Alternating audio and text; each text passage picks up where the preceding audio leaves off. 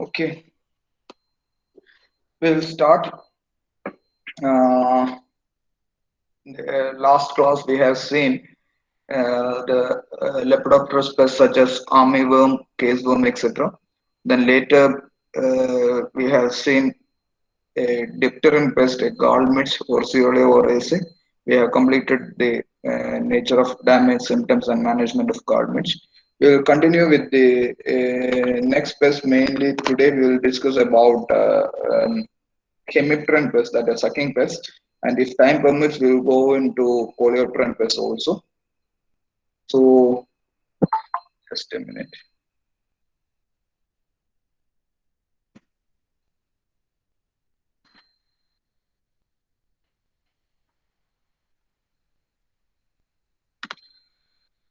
Okay, I'm sharing the PPT. Okay, the major sucking pest infesting rice is rice BPH. We abbreviate it as BPH. Actually, if we expand it, it is brown plant hopper, Nilaparvata lugens belonging to the family Delphacidae. Remember, we will discuss about two kinds of hoppers over here. One is a plant hopper, another is leaf hopper. There are several kinds of hoppers, minor hoppers that attack the plant, attack rice crop. We'll be discussing mainly about two others. We will just see the pictures and study about the scientific name. That's the only thing that we discuss. Uh, Remember, the difference between a plant hopper and a leaf hopper is, as the name indicates, the leaf hopper is a pest which attacks the leaf of the crop. Leaf hopper attacks the leaf, that means sucks sap from the leaf, whereas the plant hopper sucks sap from the shoot portion of the plant. So that is the difference between BPH and leaf hopper, plant hopper and a leaf hopper. You understand that difference, then you can easily write about it during your exam, or even if afterwards you can easily remember it. So BPH is Nilapovata lugens belonging to the family Delphacidae. Most of the plant hoppers belong to the family Delphacidae, whereas the leaf hoppers belong to another family called the Cicadelidae. We will discuss it later.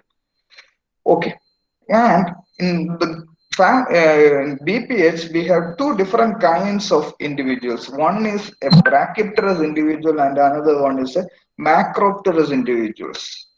Macro means, what is the literal meaning of macro?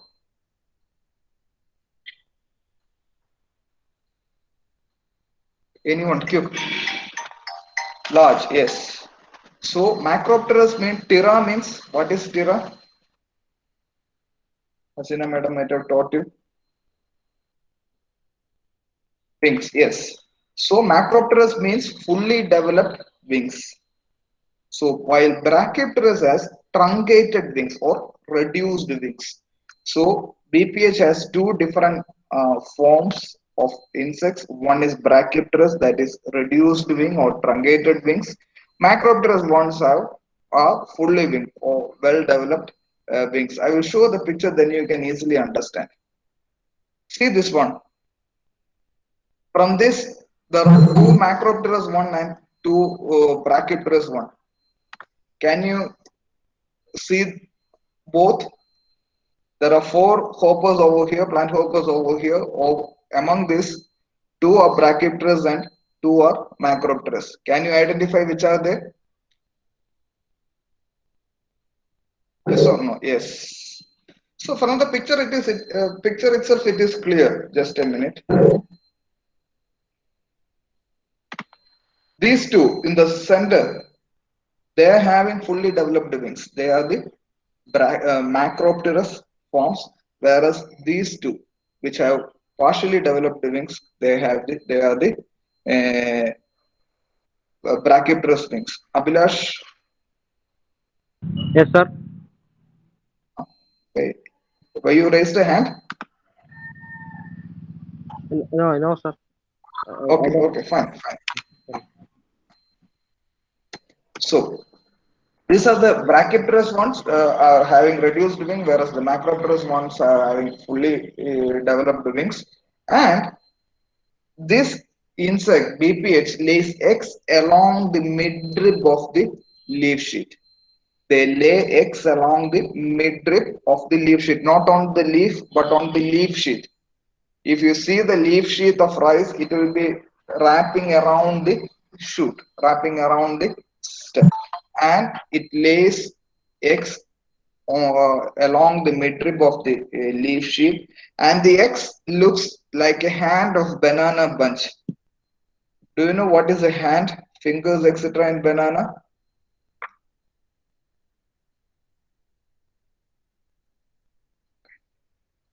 X looks like a hand of banana. Do you know what is a banana hand, fingers in banana?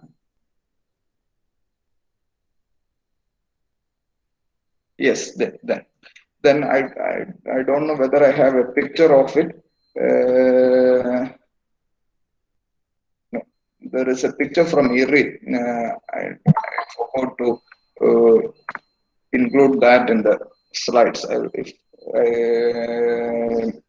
remember it, I will add it. It just looks as if hands of banana.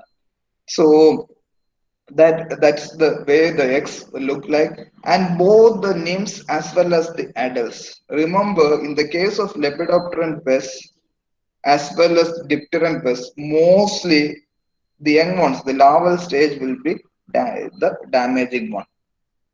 Whereas in the case of sucking pests, both nymphs as well as adults damage the crop.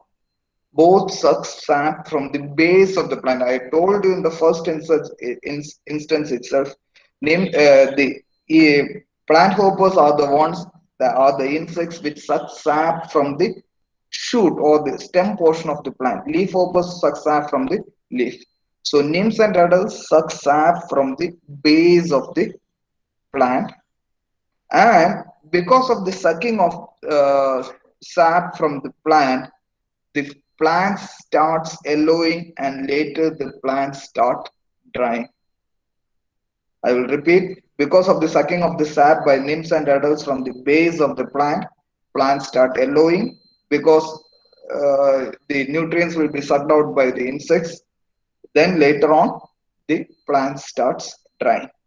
Usually, this drying we see it in circular patches. Not the entire field will be attacked by the hopper at the first instance itself. Usually, we see it in patches, in circular patches. In small areas only, we see the infestation of BPH. And this kind of patches of dried plants, we call it as hopper burn. Remember this, hopper burn. I will show the pictures, then you will be able to understand it better. So, nymphs and adults suck sap from the base of the plant, and because of the sucking of the sap, the plants start yellowing, followed by drying.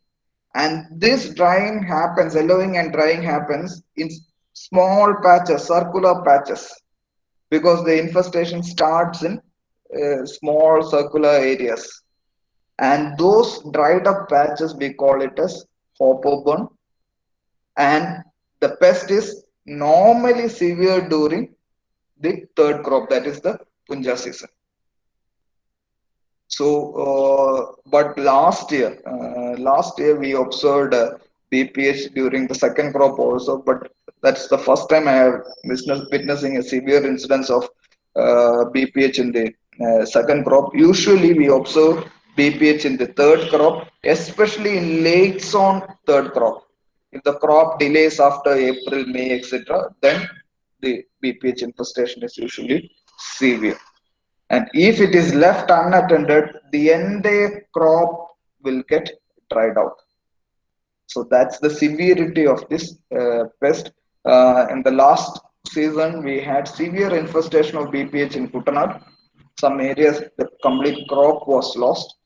And it is also a vector of viral diseases such as raged stunt and grassy stunt diseases. Because sucking pests, just like mosquitoes are vectors of dengue, now Zika and all.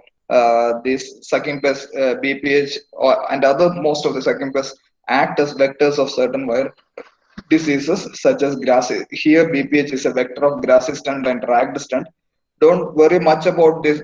Remember this name, but this viral disease are not that prevalent in our state. So I haven't seen this incidence. So if we see about BPH, Nirapavudal, we have Brachypterous and Macropterous forms. Eggs are laid on the leaf sheath along the midrib, just like looks like banana hands.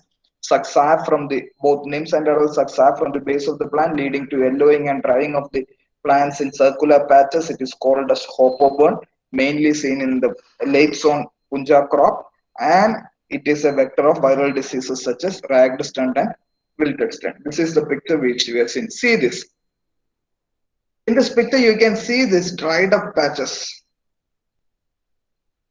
If someone is there from Ponnani area, Ponnani Kol area, this is from the Panchayat called Maranjeri. This Maranjeri Panchayat is the Panchayat which takes a rice cultivation late in Punjab, because that's the most low-lying tract of Ponnani Kol area. So they don't they can't dry out the field quickly, so they plant the crop pretty late. There every year we used to get BPH infestation. So here you can see this dried up circular patches, and whenever you see a dried up patch in a paddy field, immediately you have to observe the base of the plant. I am repeating, if you are seeing a dried up plant like this in circular patches or in some tracks, because in pathology also you might have studied some disease called as sheath blight.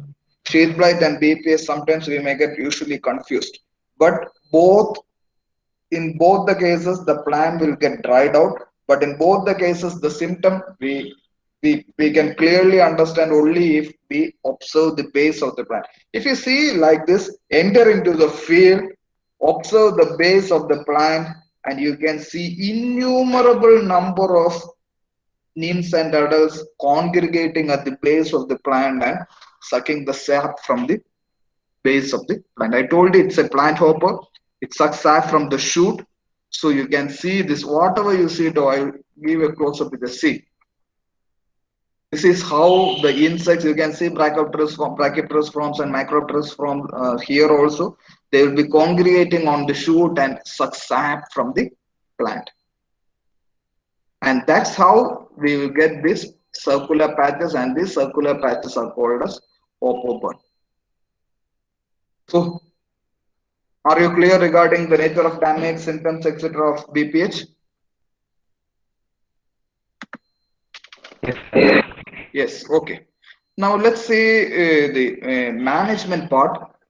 In the management, we have certain tolerant and resistant varieties. You can remember the name Uma. Uma was the one which we discussed last class regarding the resistance to Galmich. Other varieties like Pavitra, Panjami, Shreyas, Aishwarya, Triveni are also resistant. Among the Shreyas is the one which is now widely cultivated. Triveni and Aishwarya, which they were predominant varieties earlier, but nowadays it's not that widely cultivated. And we can go for alternate wetting and drying, because increase in humidity increases the incidence of BPH. So if you dry the field, intermittent flooding and draining of water, if you drain the field, we will reduce the humidity inside the crop, and it will reduce the incidence of BPH. So alternate wetting and drying, instead of going for flooding the field for the entire period, alternate wetting and drying helps to reduce the infestation of BPH. It is also ideal for better crop growth, for better tillering of the crop. And as I told you, in Punja crop, especially late planted Punja crop, we have severe infestation of BPH. So we have to go for early planting of crop so as to escape the crop from BPH infestation. So early planting of the crop. Then we can go for synchronous planting with varieties of similar duration. I will explain what is synchronous planting with varieties of different duration. We will discuss it several times, and it has very major role to play in pest management in paddy fields. So, if you see a paddy field, especially, I don't know, only a few have some experience with rice in their home. So, Joel and all, they may be familiar in Thrissur, Portland and all. Thousands of hectares will be planted together by the farmers. Individual farmers doesn't take up the cultivation on their own, unlike in other areas. In my area, say Ernakulam district and all, that kind of cultivation practice are not in vogue. Farmers usually, individual farmers choose their own variety, take up cultivation practices according to their timetable. But in certain tracts such as Palakkad, Kuttanad, Thrissur Kol, Panani Kol, etc., the farmers collectively decide when they will start the cultivation, which variety. So once the farmers decide, it is common for all. All the farmers will use the same variety. They will plant together. So that is what we call it as synchronous planting. All the farmers plant the crop together, and they will plant varieties with same duration or same variety. Even if the varieties are different, both the duration should be the same. Why we should go for such kind of a practice in rice? The first and foremost thing is that if we go for staggered planting, that means different farmers planting crop at different time.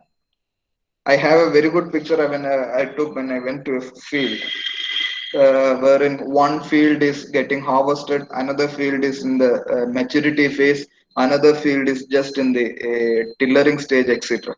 So what will happen is that if such a staggered planting is happening in an area, if you're harvesting a crop, all the pests in that harvested crop will migrate to the neighboring crop, which is in the vegetative phase or in the early reproductive stage.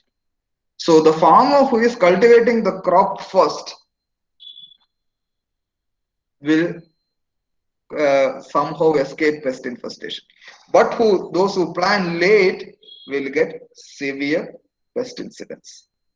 So in rice, it's extremely critical to farmers to go together, to cultivate together, and decide, plan it in such a way that they plant the crop together using varieties with similar duration or a single. It's better to go for single variety. I'll tell another story in the when we discuss about another sucking pest later. Then we can allow alleyways after every 3 meters when we are going for transplanting of the crop. I will show what is an alleyway. See this. If you are going for transplanting or the broadcasting, it's difficult. But if you are going for transplanting, after every 3 meters, see, we will give a small pathway in between. This is called as alleyway. I will show another picture. See this. This is one of the finest pictures which I have got. This is done by farmers itself. This is not a field from a research station. There are certain farmers who regularly, there is a farmer in Edapur whose name is Latif. Latif regularly practice it. So you can see the pathways, alleyways in between. What the farmers usually do is they will skip a row in between. After every 3 meters, they will skip a row. So there will be around 30 centimeter, 1 foot wide gap or alleyway between the crop. So I told you the purpose of providing an alleyway is to, I told you earlier itself that reduction in humidity reduces the incidence of BPH. So if you give an alleyway in between, it will provide air circulation, reduces the humidity. If we increases air circulation, it reduces the humidity and it will reduces the infestation of BPH. Another advantage, added advantage of providing this alleyway is that uh, if the crop, once it reaches certain stage, complete tillering stage, it is extremely difficult to move around the crop and carry out spraying, fertilizer application, etc.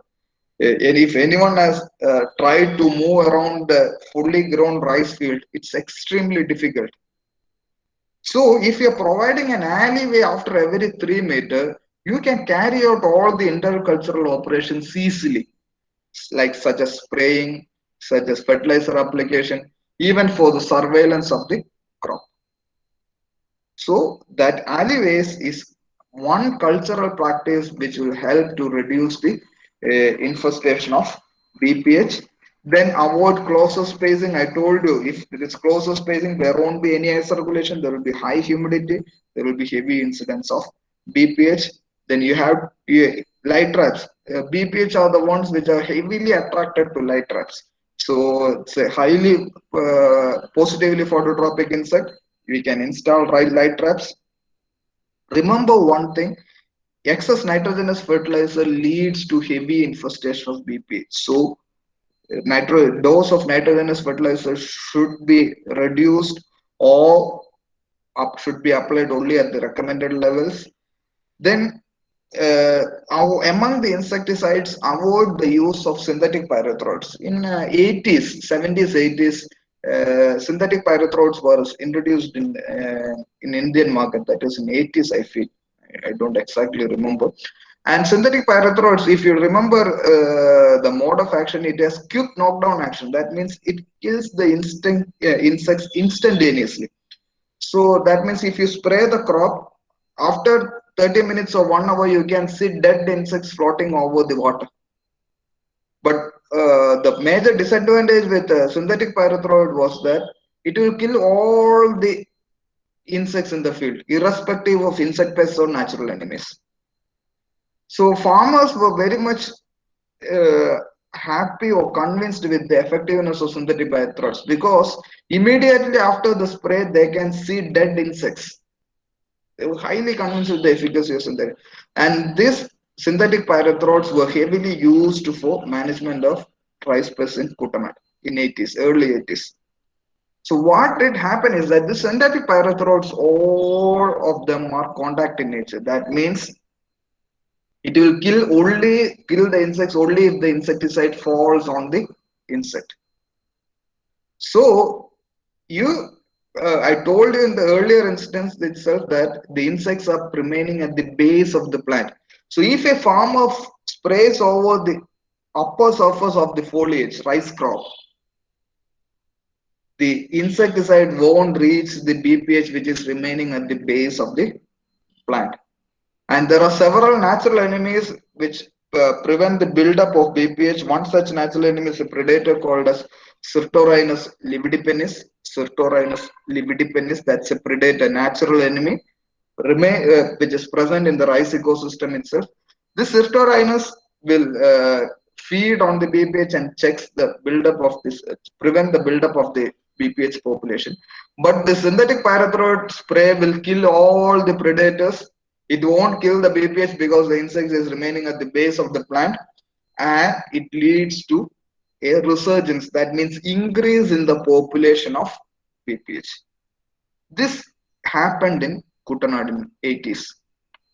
So we recommend farmers to avoid the use of synthetic pyrethroids because it can lead to resurgence of BPH. And here we recommend insecticides such as acephate. Acephate normally I don't recommend because acephate also has some deleterious effects on natural enemies. Acephate, it is recommended at the rate of 1.65 gram per liter. For BPH, the insecticides which I usually recommend is imidacloprid and thiamethoxam. Imidacloprid is recommended at the rate of 3 ml per 10 liter. Thiamethoxam is recommended at the rate of 2 gram per 10 liter. Both imidacloprid and thiamethoxam are insecticides specific for sucking pests. Remember, that's why we have not recommended imidacloprid and thiamethoxam for the management of any lepidopteran pests. And if you're going for any contact spray, because all three, acephate, imidacloprid, and thiamethoxam, all are systemic insecticides. If you're going for a contact insecticide, in any case, you have to spray it at the base of the plant. Otherwise, the insect won't get killed. So that is with respect to the management of BPH. One thing you have to remember is that I have given only a few insecticides over here. There are several insecticides which are recommended for the management of BPH. Just avoided it because uh, giving more insecticides, name of more insecticides may confuse you. That's why I avoided it. Are you clear with the management of BPH? Sir. Okay.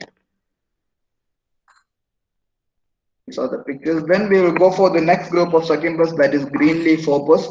Green leaf hopper actually it doesn't cause much damage to the crop. It is important only because it is a vector of some major viral disease of rice.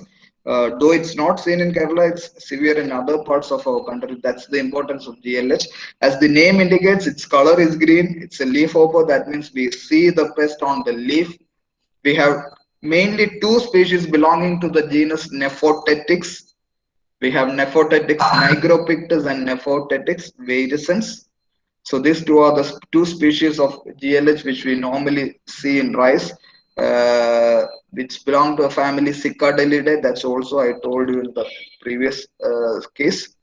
And let's see how this Nigropictus and virescens looks like.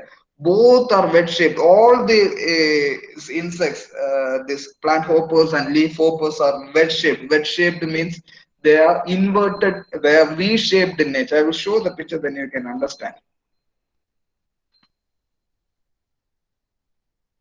Can you see it? Is it a V shaped one, tapering towards the tip? So that is the shape of wedge-shaped insects. Both insects have are green in color and with a black spot at the center of the forewing and tip of the forewings. Both the insects are green in color with black spot on the center of the forewing and tip of the forewing. This is Nephotetics nigropictus. This is Nephotetics virescens. You see it. But in the case of virescens, one thing is that sometimes these black spots are absent. So if some leaf hoppers you observe with plain green color, then mostly it will be Nephotetics virescens. Another critical difference is that if you see the area between the two compound eyes, this is the compound eyes of hoppers. You can see two black lines connecting these compound eyes. That's a typical feature of Nephotetics nigropictus. Two black lines connecting the compound eye. While these black lines are absent in the case of Nephotetics virescens. You can clearly see this picture. There is no black lines over here. So Nephotetics virescens and Nigrobacterus both are wedge-shaped insect with green in color. Both have black spot at the center and tip of the forewing, but Nephotetics virescens may lack black spots. But Nigrobacterus invariably have two thin black lines between the compound eyes. As I told you, Nephotetics nigropictus and virescens are vectors of viral diseases. One major viral disease is rice tungro, and two more viral diseases are also transmitted by these insects: rice transitory yellowing and rice yellow dwarf. So these are vectors of rice tungro, rice transitory yellowing, and rice yellow dwarf. So these insects lay eggs in rows under the epidermis of leaf sheath. The eggs are laid in rows under the epidermis of leaf sheath, and the nymphs and adults suck up as with any sucking pest. Nymphs and adults suck sap, and they suck sap from the leaf and leads to the stunting of the plant. But this kind of damage it is rare in Kerala because this green leaf hopper population, though we can see GLH population in Kerala, it doesn't cause much damage to the crop in Kerala. But in certain states such as Andhra and all, Andhra, Telangana and all, GLH is a major pest and it transmits this Tangro disease also.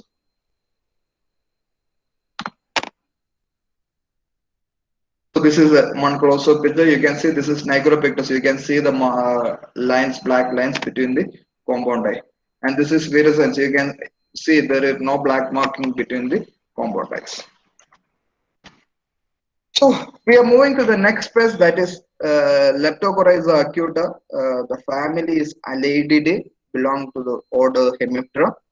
So riceberg is a major pest seen all over our country. In Hindi belt, it is normally called as rice gandhi bug. Rice gandhi bug. The name is given because it has some offensive odor. നമ്മൾ മലയാളത്തിൽ പറയും ചാഴിയുടെ മണം. Sometimes if you touch some heteropteran bugs, you will have this offensive smell on your hand. So that is why they, in Hindi they call it as gandhi bug. So it is, the scientific name is Leptocoryza acuta. This is, as I told you, it is a characteristic odor. They lay eggs either on the crop or on grassy weeds because it can survive easily on the leaves of grassy weeds. It survive on grassy weeds. So weeds are a major reservoir of rice bug, and the nymphs and adults suck sap from the grains. Remember, in GLH it is from the leaf, BPH it is from the shoot, whereas in rice bug it sucks sap from the grains, and that stage is extremely typical. It sucks sap from the grains when the grains are at the milky stage. Do you know the different stages in the grain filling of rice? Can anyone unmute quickly and answer what are the stages in the grain filling?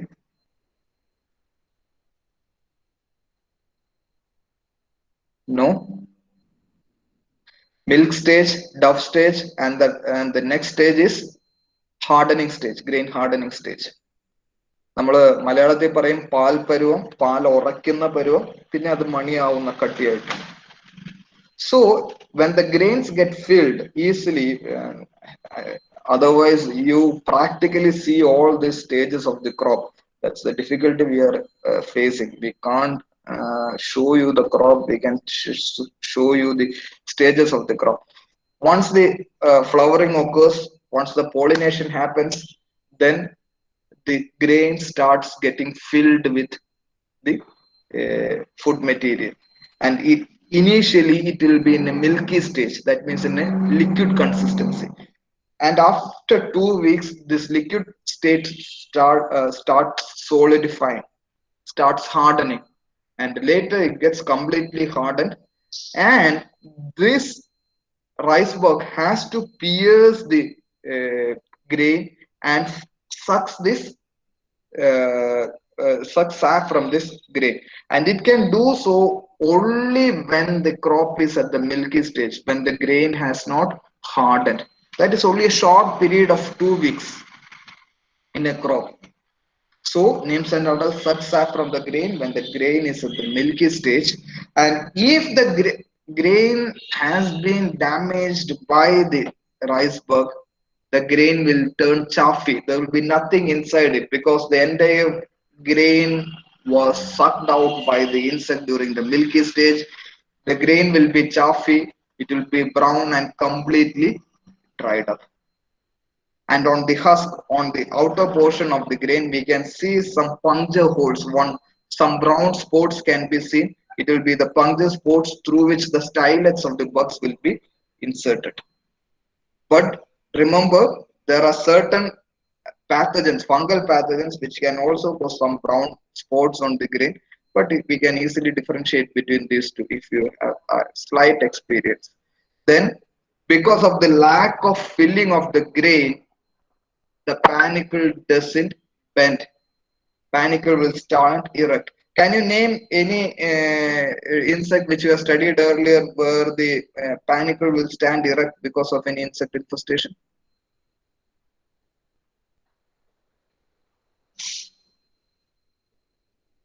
Stem borer, yes, good.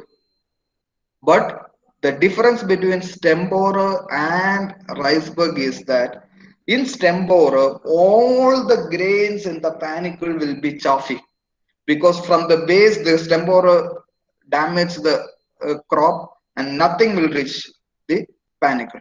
But in the case of rice bug, if you have say 100 grains in a panicle, it will suck sap from few grains, say 10, 20, 30, 40, etc. It doesn't feed from the entire grain. So we will see chaffy grains intermittently, not the entire grains in that panicle will turn chaffy. Only a few grains in that panicle will turn chaffy. I will show the pictures, then you can clearly understand. See this. Has anyone seen this insect, rice bug? This is a kind of, yes, if you have seen it, yes. So this is how it sucks. It remains on the crop. This is the a perfect stage, milky stage. And see, this is, can you identify? I don't know whether you can identify it. This is a weed, wild rice, weedy rice. Sometimes we call it as wild rice or weedy rice. You can see the crop has not flowered by the wild rice, weedy rice, which has very short duration, matures earlier than the crop, and this weedy rice or wild rice acts as a reservoir for the multiplication of rice bug. So this is one thing which we can see, and you can clearly see this. Some brown spot. I told you some brown spots can be seen, which are the puncture marks of feeding of rice bug. Those can also be clearly observed. I have it put. I will show you some more picture in the next class. Okay. I'll finish off the management. Management doesn't have much to discuss. So this is the thing of damage symptom of rice bug. There won't be. You can see few grains will be chaffy, but not the entire grain. Entire panicle will turn chaffy. That's the difference. So as I already told, coming to the management, one thing we have to keep in mind is that the field and the bunds should be kept weed free so that we prevent the multiplication of rice bug. Then as I already told, synchronous planting of crop with uniform maturing variety, because if we have staggered planting, we allow the multiplication of rice bug. I will tell a story after it, just after finishing this. Okay. Then we can collect and destroy bugs using hand nets. You might have seen insect nets which we make for collecting insects. These nets can be used to collect the insects, collect the bugs. We can install light traps because these rice bugs gets attracted to light trap. Then Bevaria bassiana. Dr. Madhu Subramanian, our director of research, has identified a Bevaria bassiana strain. It is extremely effective against rice bug. We can spray it at the rate of 20 gram per liter. It is widely used in Palakkad rice tract. Then we have an organic preparation, fish jaggery extract. In Malayalam, it is called as Matti Sarkara Misradam എന്നൊക്കെയാണ് കർഷകർ പറയുക. This is just a preparation containing equal quantity of fish and equal quantity of jaggery. Take 1 kg fish, 1 kg jaggery, mix it together, close it and keep it for 21 days. Fish jaggery extract is ready. It is having some offensive odor. If we spray it at the rate of 6 ml per liter, it will repel rice bug. I have did some experiments with fish jaggery extract. I found 6 ml per liter is a bit low. We may have to go for 20 ml per liter. So that's one thing I observed. Among the insecticides, we have to go for an insecticide called malathion at the rate of 3 ml per liter. And here, one thing you have to keep in mind is that the spray should be carried out before 9 a.m. or after 3 p.m. Why? Because from 8:39 onwards, the flowers of the rice starts opening for pollination. So during that opening time, if you spray pesticide, the spray droplets will fall into the flower, inside the flower, and again it will affect pollination and lead to chaffiness of grain.